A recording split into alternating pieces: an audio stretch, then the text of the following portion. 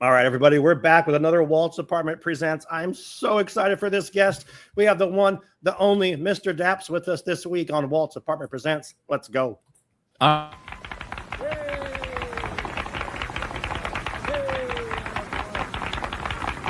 all who come to this happy place, welcome.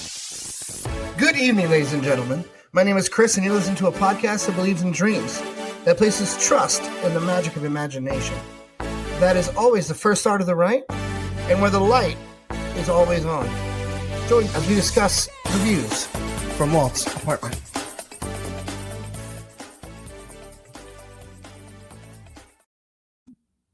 We're back with another awesome episode of Walt's Apartment Presents.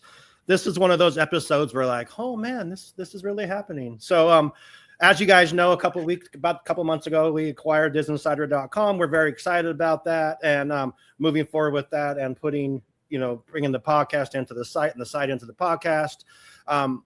Doing research on our guest this week. That moment in your life people ask you, what do you want to be when you grow up, Sean? And I'm like, I can tell you, I want to be Mr. Daps because literally everything he is doing is what I want to do. So without further ado, will.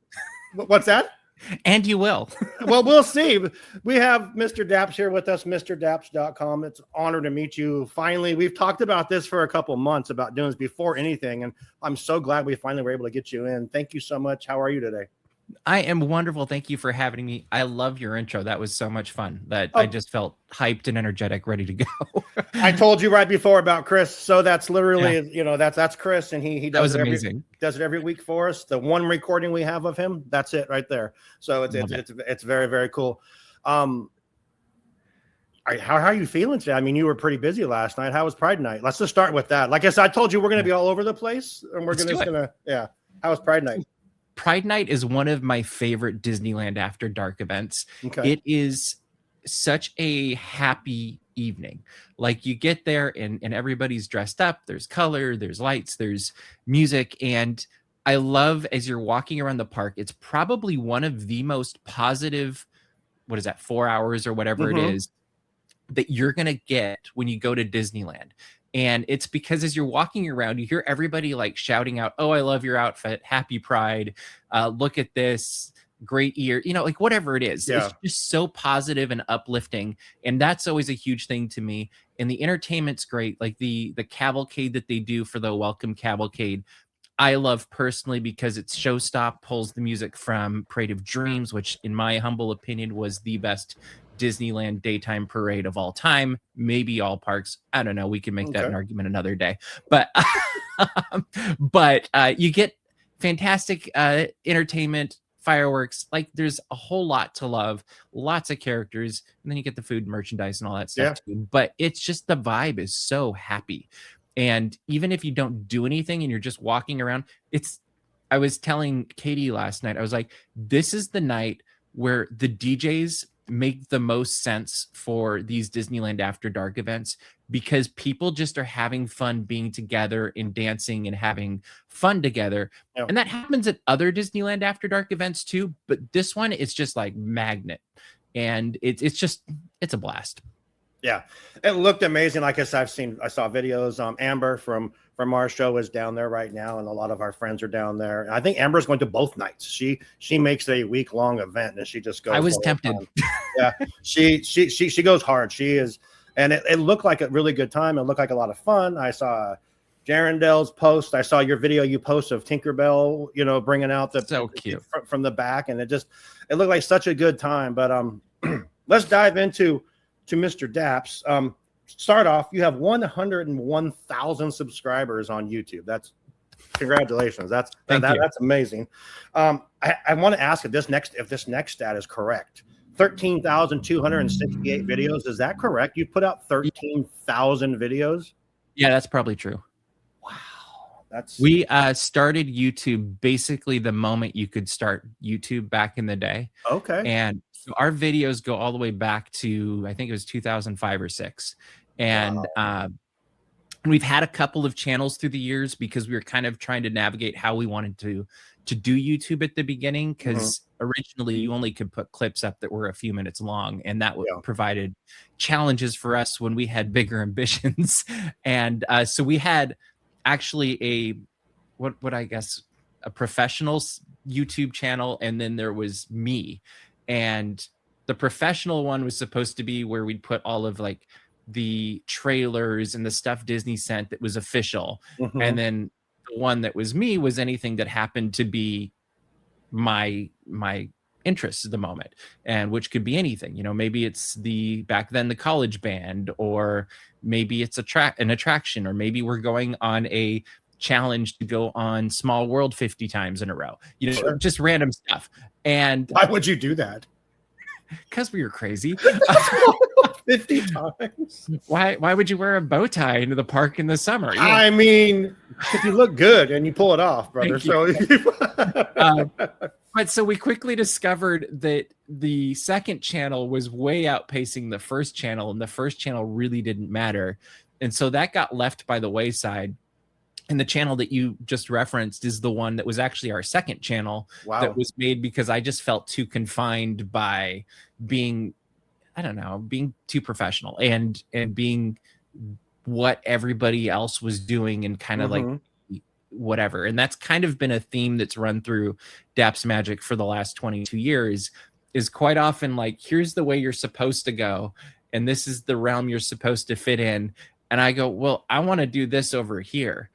And can we be best friends? Seriously, that is literally me. That is literally no. I'm gonna do it my way. Thank you so much. Ultimately, it's always turned out to, okay, that's nice. We're doing this anyway, and so that led to Geeks Corner. That's led to so many things through the years, just because there was always that like, this is the box, and it's too small for what I want to do, or I just don't quite fit, and so that's really just.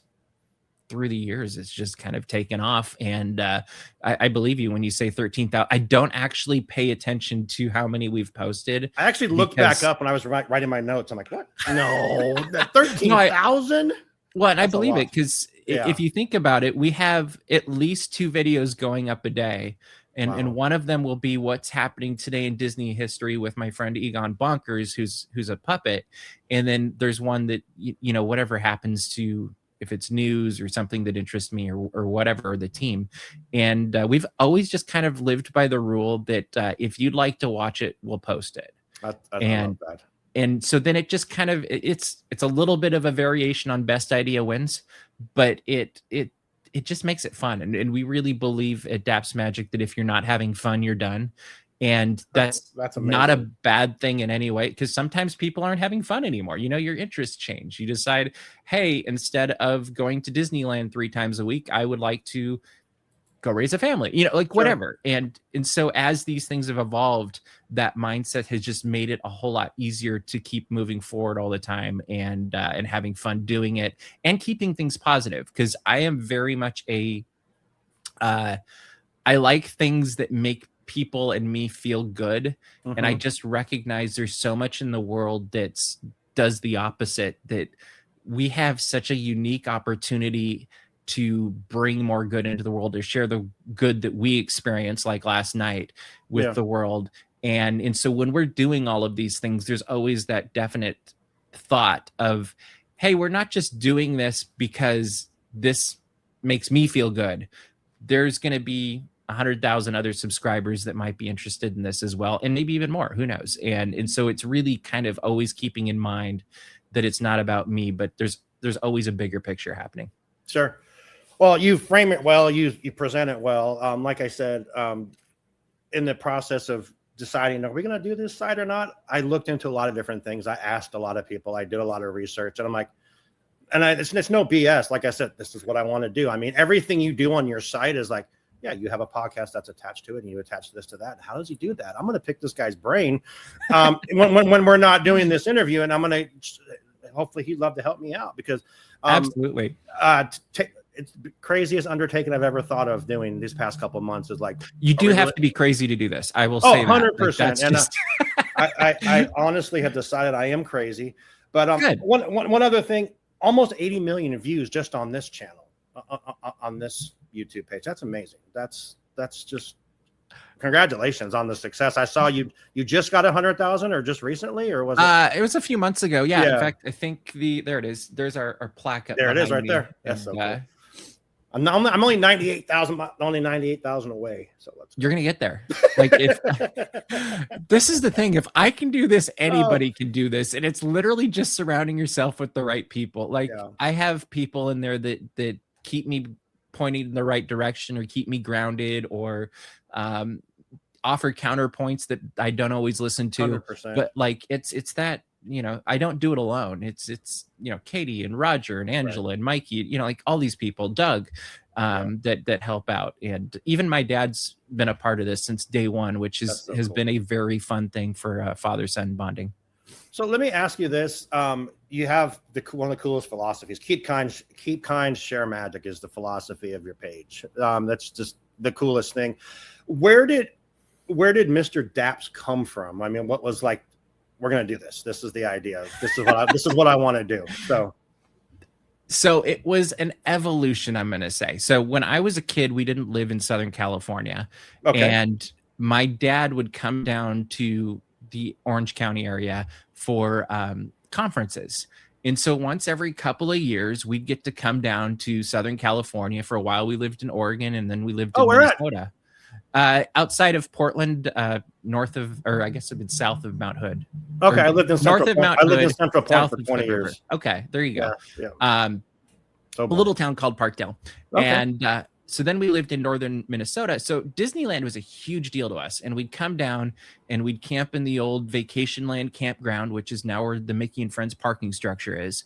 And we would hear the Mark Twain, you'd hear the train, you could go over to the Disneyland Hotel because they'd send you a shuttle and you'd see all of these magical things happening. And we'd be there for like a week and a half and you'd get one day at Disneyland, which was torture as a kid. And because you're like, it's right there. It's like literally Oh yeah, it was, I recognize every day how spoiled I am today. But, so this kind of like set a foundation for like, oh, Disney's a cool thing in my life. But I wouldn't say I was a huge Disney nerd at the time because I just didn't realize what could be in the 80s and 90s. We didn't have the internet like we have today and the communities that we have today. And so then you fast forward and I move out here from about 23 years ago. I moved to California from Minnesota and I really was just looking for information on, I think it was Pirates of the Caribbean or something, on the connections between the movie, which had just come out, and the attraction, because I loved the movie and I thought it was fun. And I quickly realized that not all Disney fans were as simple fans, I'm going to call myself, as everybody else. And especially when it came to Disneyland. And I didn't necessarily like the culture that I was experiencing of gatekeeping and rules and levels and tiers, like all of that stuff. Like I just didn't feel comfortable with it. And so there was I observed a incident in a group that happened, and I was like, that just didn't seem really nice. And I was never, I lasted Boy Scouts for 2 weeks, but I know I sound like one. And, but so I reached out to these two people and I was like, did I just see what happened, what I thought happened? And they said, yeah. And so then I reached out to the moderator and I was like, hey, what am I missing here? Like, because I believe you should talk to people when you don't understand things. And so I reached out to them and they're like, oh, well, we just don't feel that's appropriate behavior for a Disney annual pass holder. And I went, oh, okay, thanks. And left the group and emailed the two people. And I said, hey, you guys want to start a Yahoo group? And so we started, at the time it was called Daps for Disney Magic. And it standed for Disneyland annual pass holders, which no longer exists. But so we started that in, it was 2004. And within like a month, there was 100 members. And that was kind of the foundational moment of how things started. And the real thought behind it was like, let's be nice to each other, celebrate our love of Disney, and make this a safe space. And that was kind of the mindset behind it all. And then my little brother was like, hey, you should have a website to go with this. I think it was a Yahoo group at the time. And I'm like, well, I don't know anything about that. Right. And I'm a musician. And so then we within, I think it was April 2004, we built the first landing page website for Daps. And then it just kind of has naturally evolved through the years. And some of it has been me coming up with crazy ideas. Some of it has been, this is what people want. And, we get if enough people ask for something, I'm more than likely going to take a look at it at least and like, okay, we'll play with this.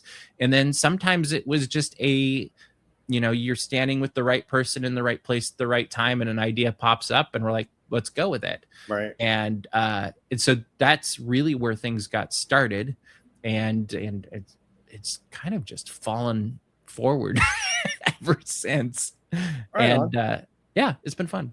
This is your job, right? This is my job. So I did other work for years. I was an executive with a television show, then I was executive producer and did some other departments that I oversaw. And then about 5 years ago, I jumped into this full time, and I haven't looked back at all. Good for you. And the funny part is through the years, I've still been doing media events and covering as much as I possibly could, but it would be always around a full-time job. And so, you'd get up super early, you'd stay up super late. Thankfully, I was young.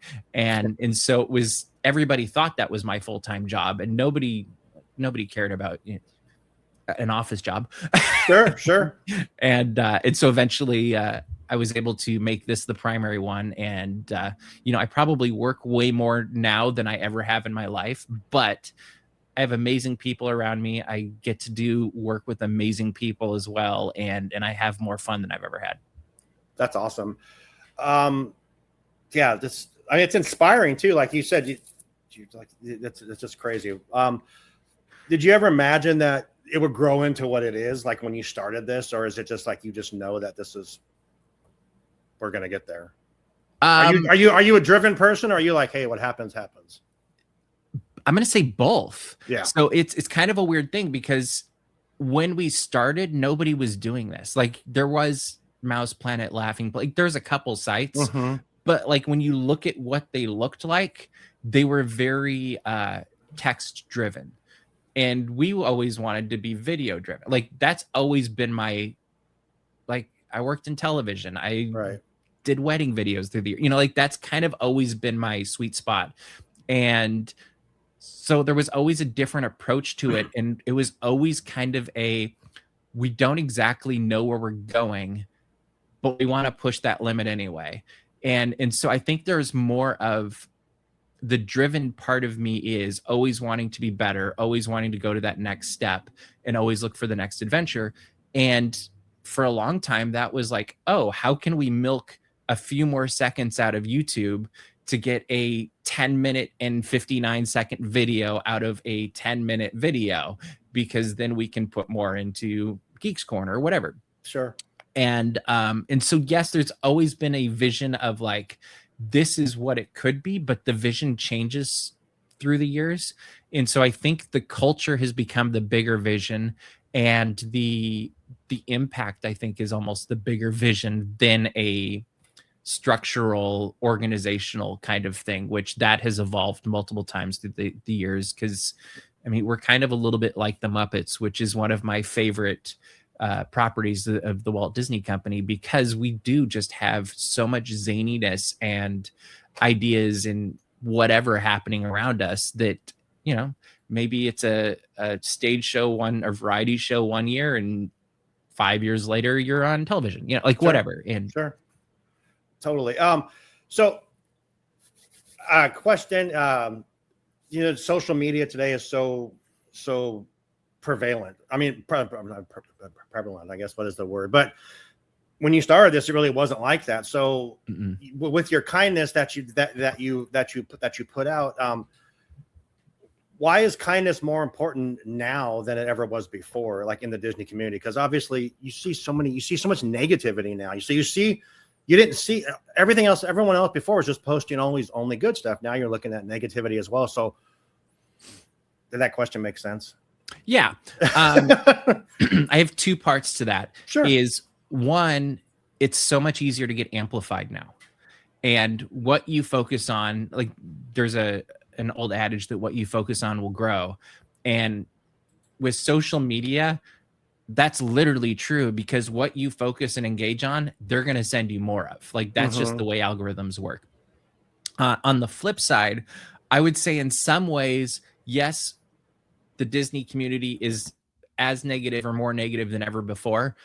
But we've also had the exact same thing through the years, just in different formats. Like I can remember in the early 2000s, like there was the whole Save Disney thing happening. And there was a lot of criticisms, and a lot of them were just fair, that were happening regarding, you know, upkeep of the parks, legacy of the Disney brand, all of these things. And I think the thing that I'm always striving for, I guess, is it's okay to be like, it's okay to have critical thoughts, but you don't need to be cruel.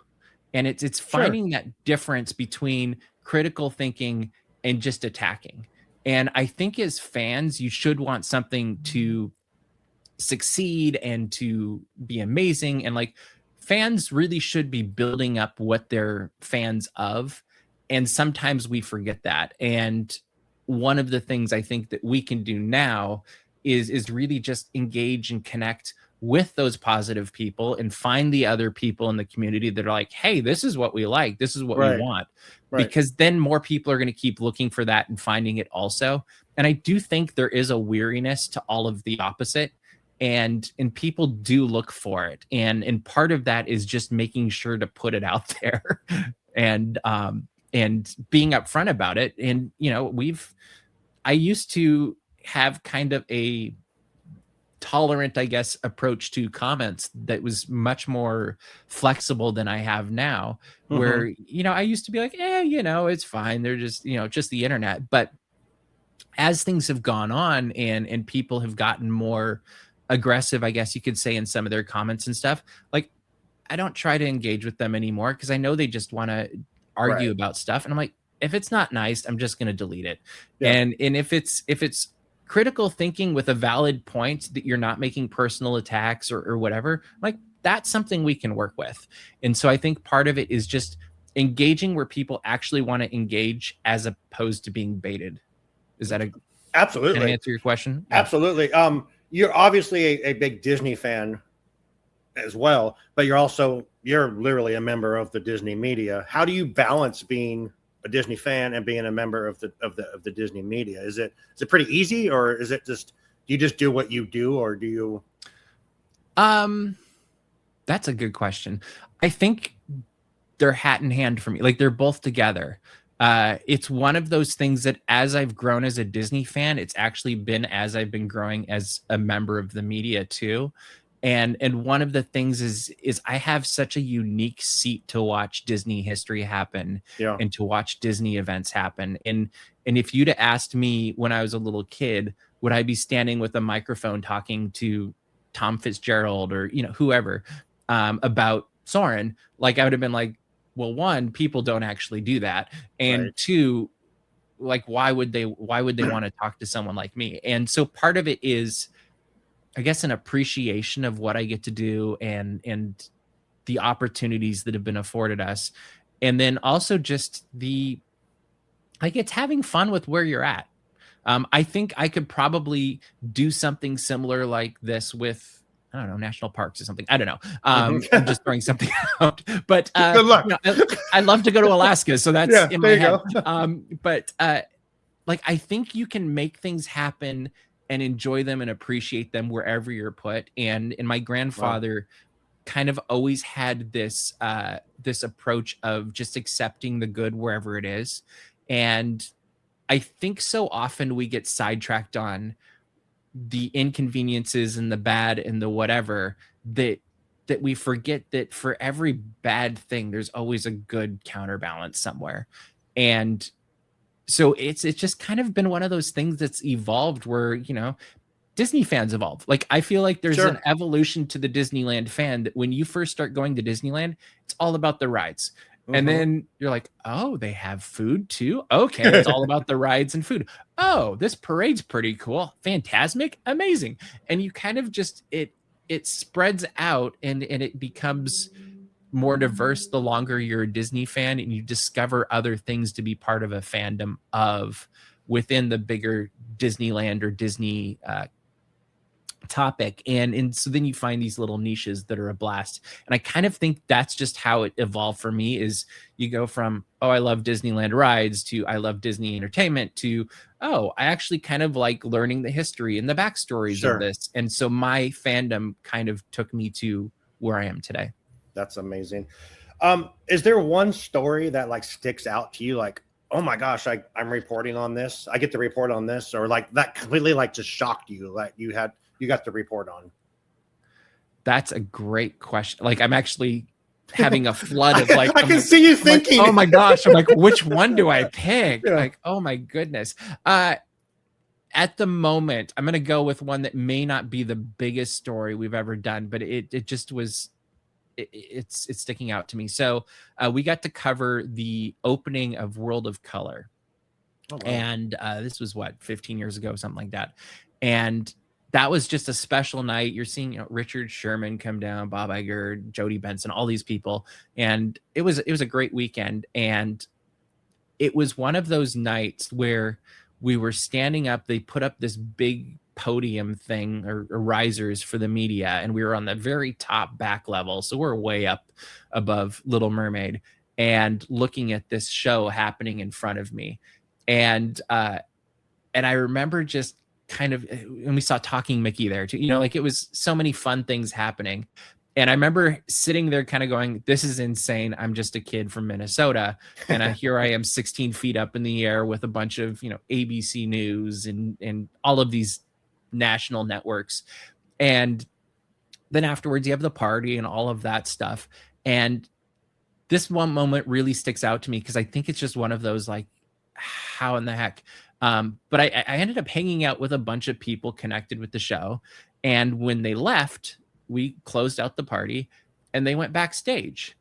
And me being a good Mr. Daps, I was like, well, I'm not allowed back there. Like, I don't want to get kicked out or whatever. Right. And so I was like, oh, I'll just go back to the front gate. Well, it turned out everything had turned off and closed by then. So I ended up walking through a completely empty Disney California Adventure, looking for somebody to let me out, which thankfully a nice security guard found me. and then I had that moment of like, oh no, now I'm really going to get kicked out. And he was very gracious and helped me find a way out of the park. But it was one of those moments of just like, pinch me. Who would have ever believed that, kid in Minnesota would end up covering this world premiere of this amazing show. And there's been other ones through the years too, with some amazing people. And that's been, I think, one of the real joys of this is, just before getting on here, I was talking with my buddy Jeff from Mouse Steps, and like he and I text all the time. And the amount of adventures that we've had together, as I get to show him the secrets of Disneyland and he shows me the secrets of Walt Disney World as we go through these things. We're covering D23. Like, there's so much. Yeah. That's amazing. Okay. World of Color. What's the best World of Color? The original. Yeah. I mean, there's no. Yeah. I completely agree with you for sure. No hesitation. Yeah, you didn't even have to think about that. Yeah. No, and obviously now that I kind of knew your answer when you explained that you got to do that. But yeah. Few more questions here, and then sure. we'll go to the lightning round. If you could spend one full day with any Disney Imagineer, past or present, not Walt, who would it be? Because everyone always says, well, Walt Disney, but I mean, I have a question about Walt Disney later, so we're going to come back to that. Sure. That's a good question. Like, there's some of the obvious ones, like going Mark Davis or something, but I almost, yeah.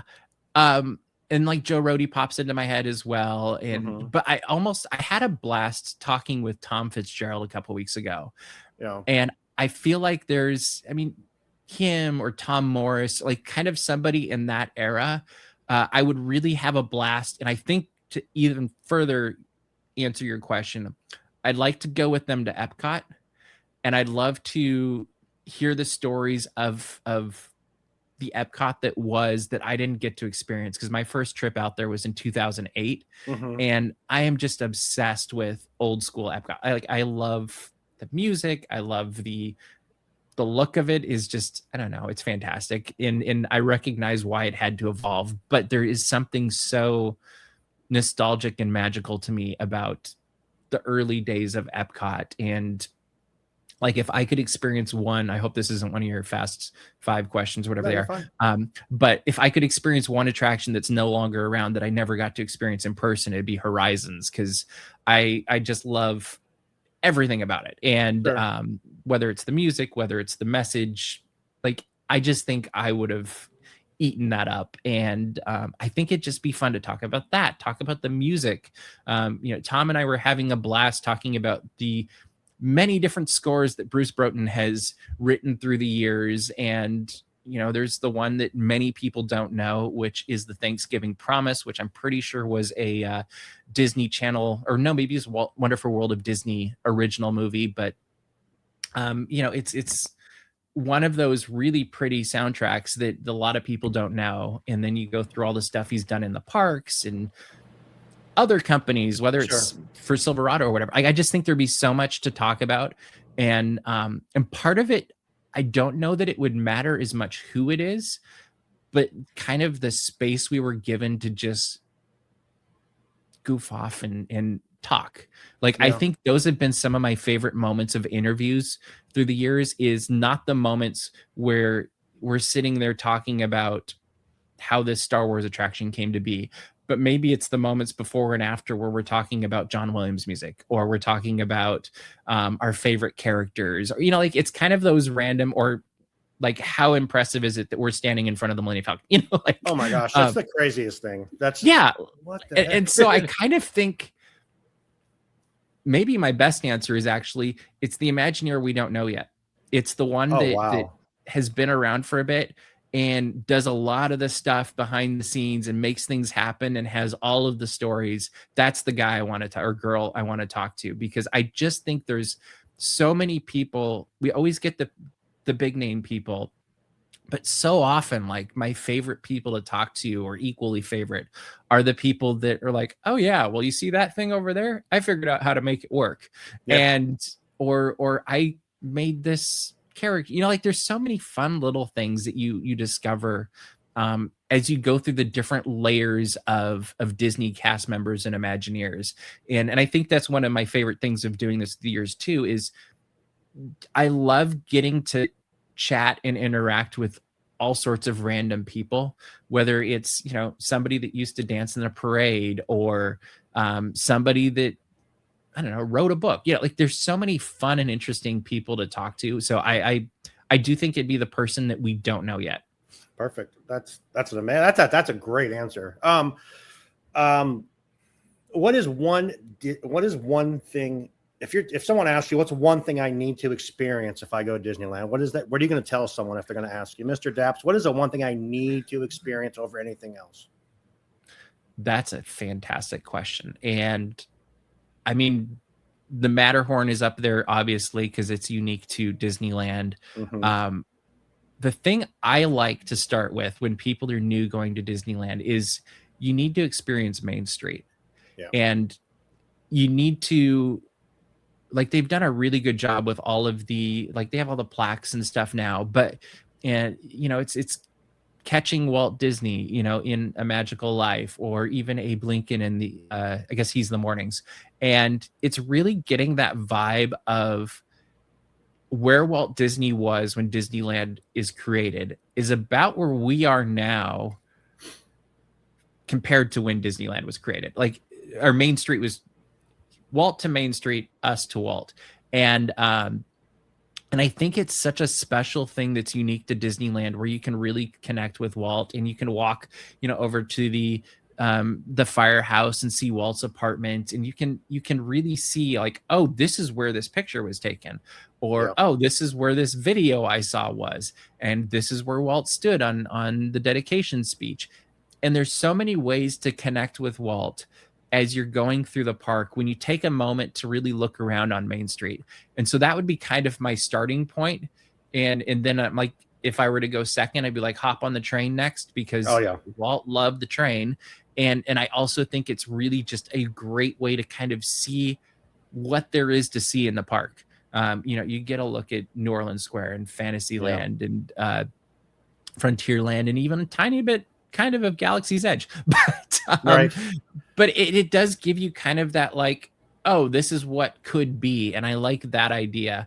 The strategist in me is like, race over to Space Mountain or Rise of the Resistance. But sure. But I do think, do the things that are unique to Disneyland, like get those things in, especially if they're connected with Walt, because you will feel the difference. It will change your perspective on how it is. And if the tour is available when you go, that does allow you to go up into Walt's apartment, like that's an incredible experience in itself. And that will change your perspective on the whole thing. And you realize that as much as Walt was the big dreamer and everything, he was also very pragmatic, because that is not a huge space. No, it's not. And it's, I've told the story before on our show about the apartment. Obviously our show is called Walt's Apartment, but my 50th birthday, a friend took me there and took me on the tour. I'd never done the Walt's Apartment tour before. Yeah. And I go up in there. There's like 6 people in there, and this nice girl, she's telling, here's the lamp and blah, blah, blah. And here's the couches, and they fold out into this.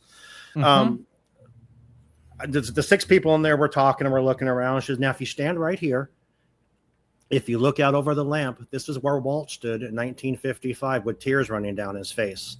I audibly said out loud, "You bitch," as I started crying literally at that point, and the people just started. I'm sure the whole room erupted. Oh, they just erupted, and she's like, oh, and I'm like, it's a good thing. It's a good thing, as I'm just like crying. But it was it's special. I've never done Club 33. I don't care. The apartment, I would go there every time if someone would allow me to. It was the most special thing I've ever done there. It was just sitting out on the porch, eating a lemon cookie, watching the band march by. I'm like, just the coolest thing ever. So absolutely. Yeah.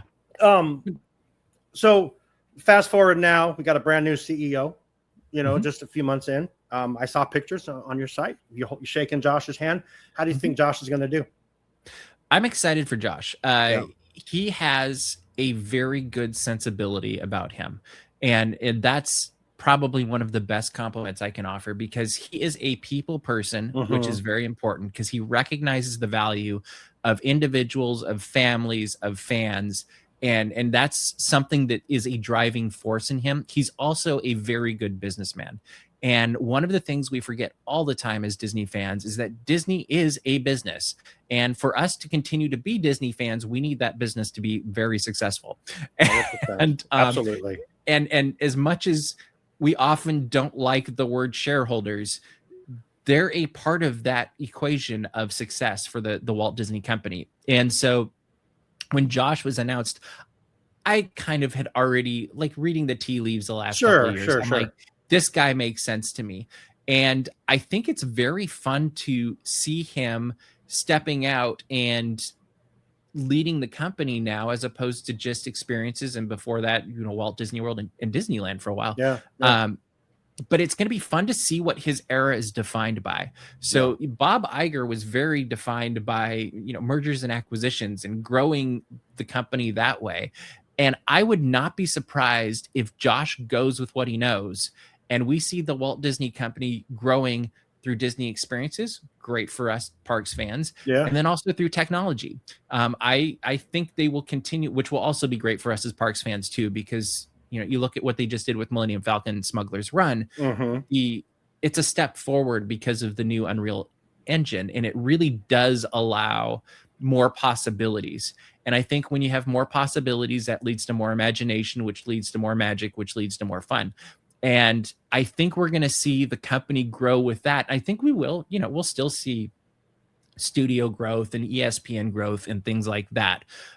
But I do kind of think where the innovation of the last, 15, 20 years of Bob Iger really did come from, let's get Marvel and Pixar and Lucasfilm and all of these things. I think it's going to be, we've got these, let's consolidate them, which I was guessing he would this would be his approach. And now he's got his, One Disney initiative. And so you're going to see it all consolidated.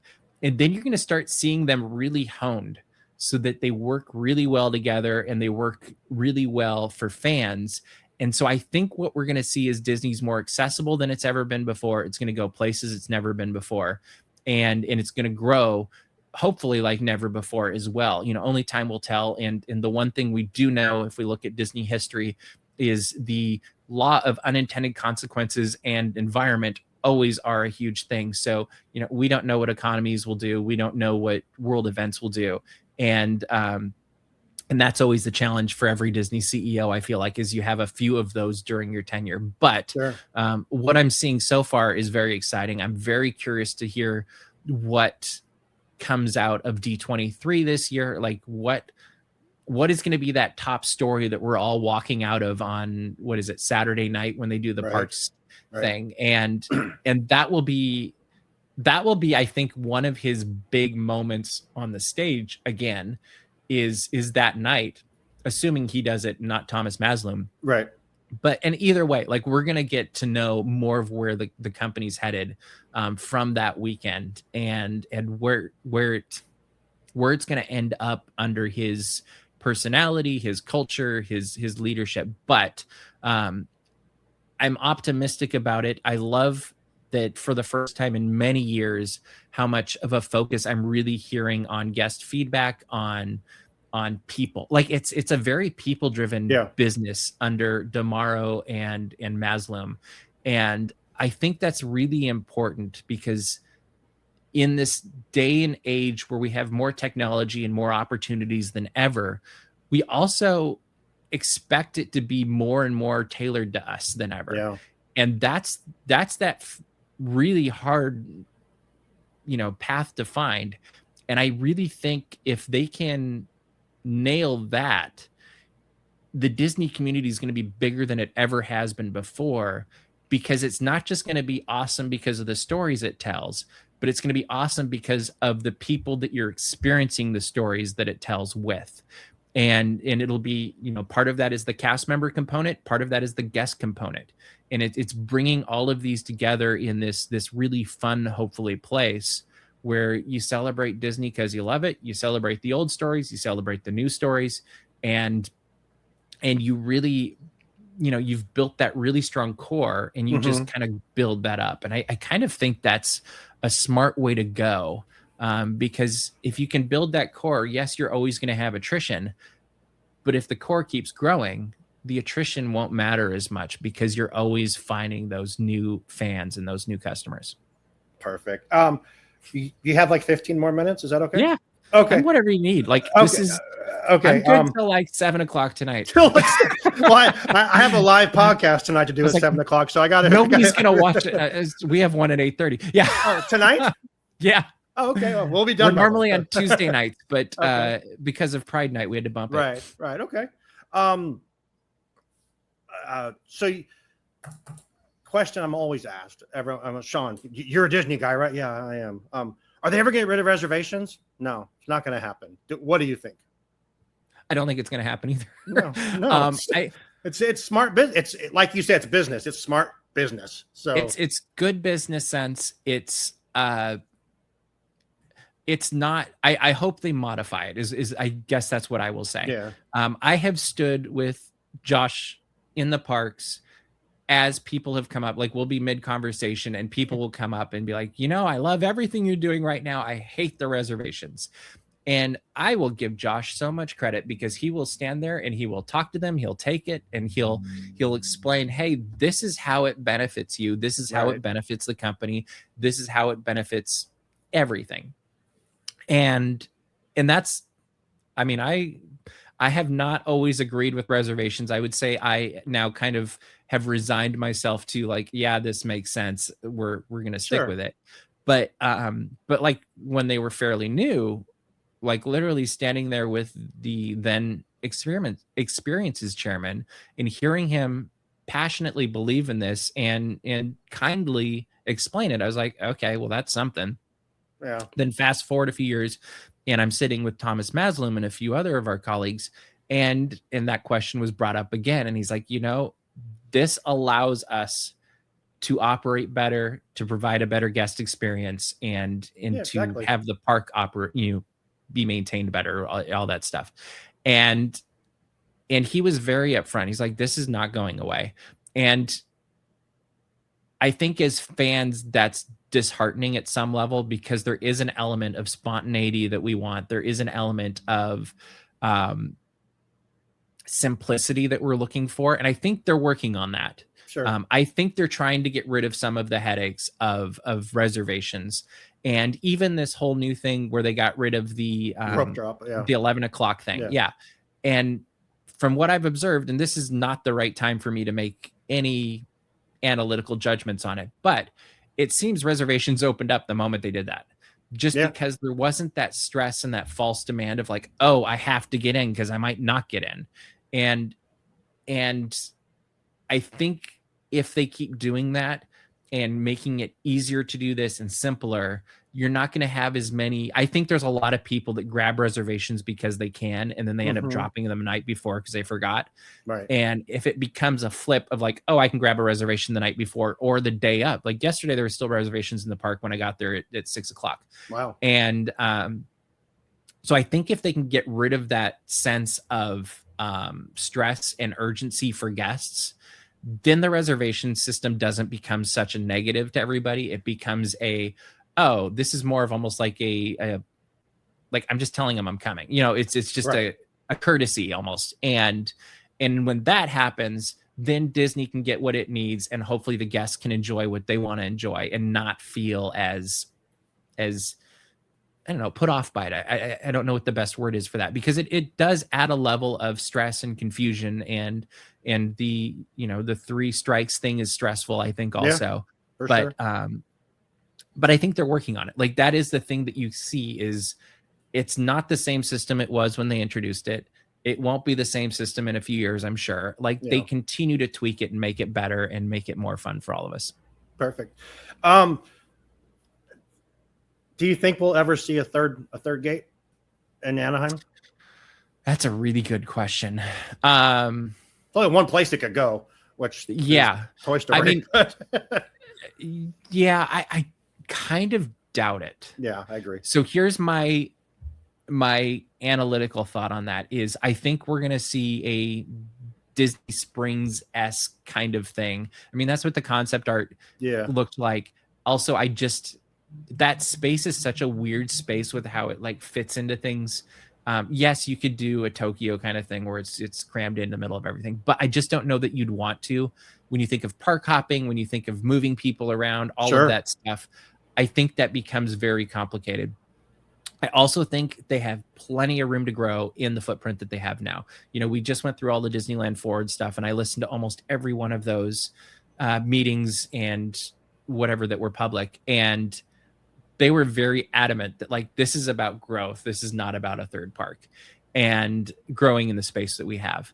And then you also just look at the bigger picture of Disney experiences is there's other places for growth that can bring in more new customers. And I really think when I go back to the Walt Disney Company and we want them to have those core customers that really, your core fans that really help it have a stronger base and grow, that's where you start looking at, oh, this is why Abu Dhabi Disneyland makes sense. This is why, we just had the 10th anniversary of Shanghai. Sure. That's why this makes sense. I think a second park at Shanghai makes way more sense than, a third park at Disneyland when you look at how many new fans are in China versus what's the saturation point in California and let's say the west half of the United States.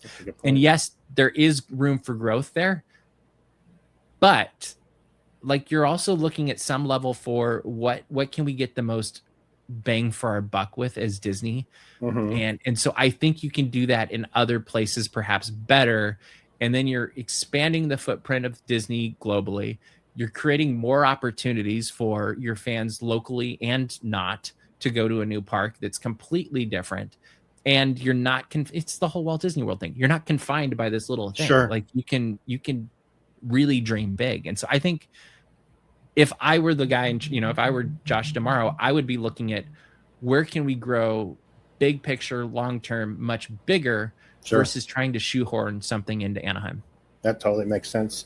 What are you more excited for, Coco or Avatar? Coco. Yeah, me too. I can't. I mean, wait. Coco I is can't just wait. one of. Can't wait. Like, it's got music. It's got one of the best stories. It's beautiful vision, visually. Avatar, I love. In fact, I hadn't seen the movies until I went to Animal Kingdom and went to Pandora, and that kind of made me like the movies. Like, they're too long for me. I'm very all over the place all the time, is probably no surprise. And like, sitting for 3 hours, however long, in a movie theater is very hard for me. Like, I want to get up and walk around or hit pause or whatever. And so I love the land over there. And I think when it comes over here, I'm going to love it here too. But I don't have that same like emotional connection that I have to Coco, that I have to Pixar. Sure. You know, Coco's great. Coco's going to be amazing. And it's a boat ride. Like, who doesn't love a boat ride? Absolutely. I mean, I guess they both are, but you know, whatever. I'm going to hit you with a lightning round real quick. And I got one final question for you. So I think I already know some of these answers. So okay. From our conversation. So first question, Disneyland or Walt Disney World? Disneyland. Didn't think, Favorite Disney attraction? I think you said it already, but I'm not sure. I want to hear you say it again. Well, that would have been my previous, like, that existed in time, but my favorite existing one would be the Mark Twain. Oh, wow. Okay. There's very few things, and that's a Walt connector too. Like, and it's 100%. right there with the steam trains. Like, depending on the day, I'll say one or the other. I would have never thought that. Mark Twain. Great answer though. I'm on it all the time. I do love it. Your favorite Disney snack? Cup of coffee count? Yeah, sure. Like, that's literally my go-to, is like, I go get a cup of drip coffee and I am happy as a clam. You're good to go. All right. Yeah. Your favorite Disney film? Beauty and the Beast. Oh, okay. All right. I think you kind of went into memories a little bit, but your favorite Disney memory, I'm assuming, is when you were there with your family? Or that would probably be up there. Like, I can remember watching the Disneyland band back when I was a kid, and in fact, it actually here'll be a fun backstory for you. This is not lightning now, but whoa, let's go. Yeah, there you go. So I used to watch the Disneyland band with my dad. We have a family of musicians, and I was just this little kid then, and I saw this guy playing the clarinet, and I was like, oh, that guy's really cool, and like, he could really do things that I wasn't seeing in the band elsewhere, and I thought that was really awesome. And so fast forward to middle school, and they're like, well, what instrument do you want to play in band? I'm like, I think I want to play a clarinet. And I already played piano and violin and a couple things, but not a band instrument. So I start playing that, and it really set me on a path that was probably planted with that seed with the Disneyland band of getting into music and being a professional music, which ultimately led to me being an executive producer on a TV show. And fast forward a couple decades, and we used to film the college band a lot.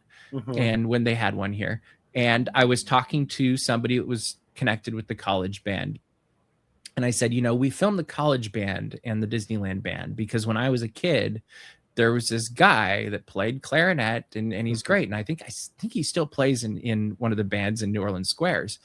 And she's like, that's really funny. And I was like, why? And she's like, that's my brother. Oh, dang.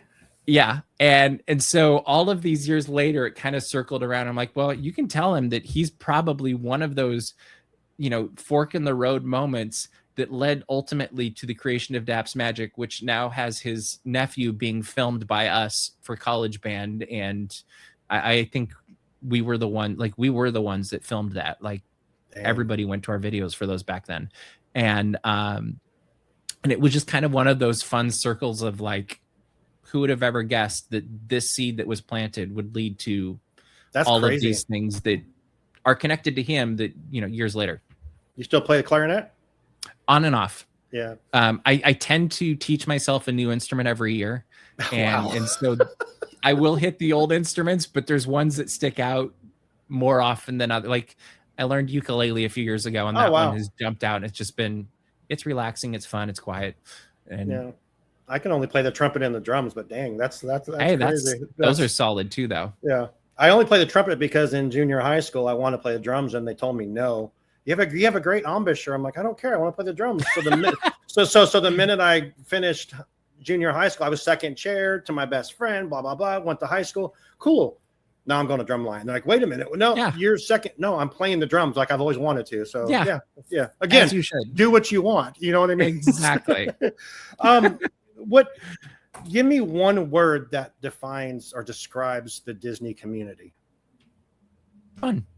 So I knew you were going to say that. I knew that. I could have answered that for you. I could have answered that for you.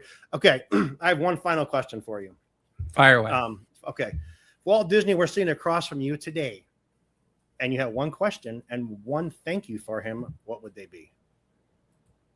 I think the question be, so what do you think? I've been asked that same thing. Yeah, that's what do you think? Exactly. Like, and like, just let him go, because he's not going to stop with just a quick answer. He'll keep going.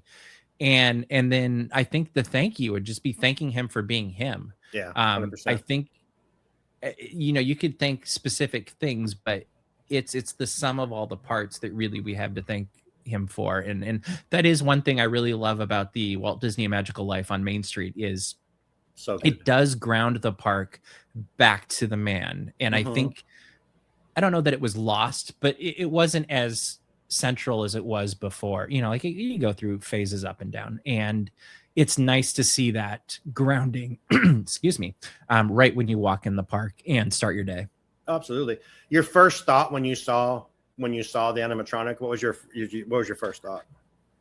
I didn't know how to wrap my mind around it. So I think we were given photos and B-roll like the morning of or something. Like it was a preview, like a day or two before it opened. And so you're walking in with all of the members of the media, who all of us are sitting there with a trained eye of like, hey, we're gonna report on this and whatever. And I literally was sitting there and not knowing what to think, because one, I realized I'd never seen Walt in 3D before. Right. Like, we don't know what he was like physically. Like, I've seen him on screen forever. Yeah. And two, the mannerisms were eerily like, you're like, oh yeah, I can imagine that. Like, and whether it's the glint in the eye or the, his hand or whatever. The twitching of his hand. Yeah. I'm like, holy moly. Yeah. And there's like elements that reminded me of my grandfather. And it just like, there was so much that I didn't expect to feel and to see that I walked out going like, I don't even know what to say about this. I think I said that on my video when I was doing the wrap up of like, you just have to see it. Yeah. And I still agree with that. Like, for as much as we are a YouTube society or TikTok or whatever, like, there is nothing like seeing any of these things that we cover in person, whether 100%. It's an attraction, a band, whatever. Like, we can sweeten the band music that we've recorded afterwards and make it technically sound better on your headphones than maybe you heard in the park. But I don't know if we're successful or not, but we try it. But it will never have that same feeling as, I'm going back to the 45th anniversary of the college band, and they made this huge mass band that surrounded that year's band with alumni. And so you literally had this massive band playing, Bubbles was a cheerleader, or Funk, what was it? Funk, I don't remember what else they played. But you have that going, and just the feel of the music going through you, when you have that many trumpets and brass, you feel it, and you can't capture that in video. And so when you see Walt Disney, it's very easy to get caught up on like the mask or, like the physical elements that were recreated. But at the end of the day, we've never seen Walt like this before. Yeah. And so really, to make any really good comparison, you'd have to de-res the whole thing, make it black and white, maybe color, but, not HD. And I think we'd be a lot more open and forgiving when we saw it that first time. Like, I was blown away. I've seen it multiple times since, and I love it. Like, I think they did a great job, and I can't wait to see what it's like in Carousel of Progress. Yeah, that's gonna be great. It blew my mind. It took me a few months to actually see it. I went down there a couple of times, and it was closed. I'm like 3 times in a row it was down. And I'm like, damn. That is the challenge for Walt. Yeah. And I finally got to see it, and I was with my friend Amber from the podcast, and she's like, oh, it's finally, you get to see it. And I'm like, yeah. And she goes, we were walking in, and she goes, you know what? You go. And she let me go she said, you go by yourself and you soak it in. 52-year-old man, they're just sat there, tears running down his eyes. I'm like, this is just the craziest thing I've ever seen. When the curtain's closing and he kind of looks, he cocks his head. I'm like, Walt looked at me. Walt looked at me. And I don't know if you did or not, but if anyone asks, Walt looked at me. It feels like it though. Oh, it does. Yeah. It does. It's the coolest thing. This has been amazing. I'm so glad that we finally got to do this. I can't thank you enough for spending an hour with me. Do me a favor. Don't say that. You don't understand how you don't understand how this works. If you say anytime. Literally, I had a guest on 2 weeks ago. Now they're one of our hosts. So don't. Oh, there you go. Well, I don't have that much time, but I'm just saying. Don't. But this is honestly, sir, this is amazing. Always been a fan. I've been an admirer of what you do, the stuff you put out. Thank you. Like I said, hopefully you'll allow me to pick your brain in the future for upcoming things. But for sure, tell all of our people, which if they don't know by now, they're crazy, where they can find you on easiest place to start is head over to dapsmagic.com, and that branches out to everything. You can also find us on YouTube, social media, Facebook, whatever. And then if you want to find me personally for my crazy adventures, go to mrdaps.com or at Mr. Daps. Beautiful. I can't thank you enough, sir. Do me a favor, you hang out for a second after we turn off, and I ask you a question. But I appreciate you so much. Thank you all for listening. We appreciate it. And until next time, we hope you enjoy the view from Walt's apartment. Good night, everyone.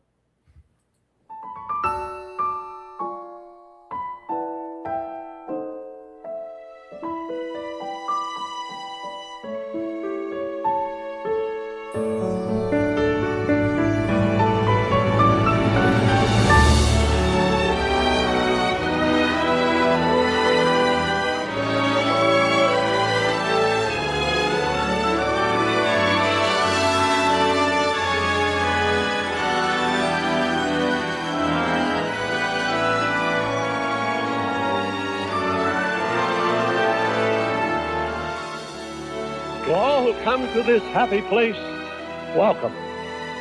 Disneyland is your land. Here age relives fond memories of the past, and here youth may savor the challenge and promise of the future.